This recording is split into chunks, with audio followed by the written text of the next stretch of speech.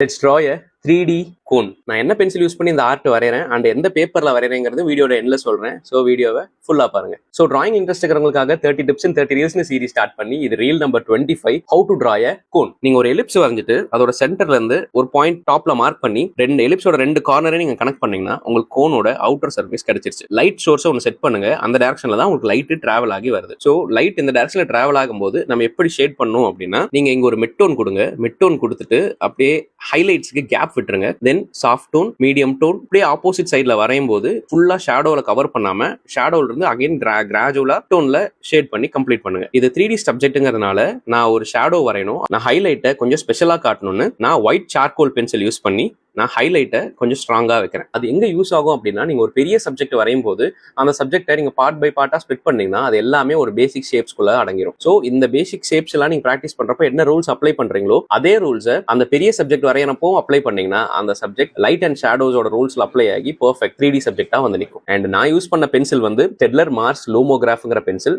Charcoal pencil. And white கலருக்கு நான் use பண்ணது General's charcoal white pencil. And நான் வரைஞ்சிட்டு இருக்கிற பேப்பர் வந்து ஒரு 120 GSM grey toned paper, Brustro கம்பெனியோட. And that's it. உங்களுக்கு இந்த வீடியோ யூஸ்ஃபுல்லா இருக்கும்னு நினைச்சீங்கன்னா மறக்காம கமெண்ட்ல சொல்லுங்க. உங்களுடைய ஆர்டிஸ்ட் ஃப்ரெண்ட்ஸ்க்கு யூஸ்ஃபுல்லா இருக்கும்னு நினைச்சீங்கன்னா அவங்களுக்கும் ஷேர் பண்ணி விடுங்க. See you on the next video. Bye.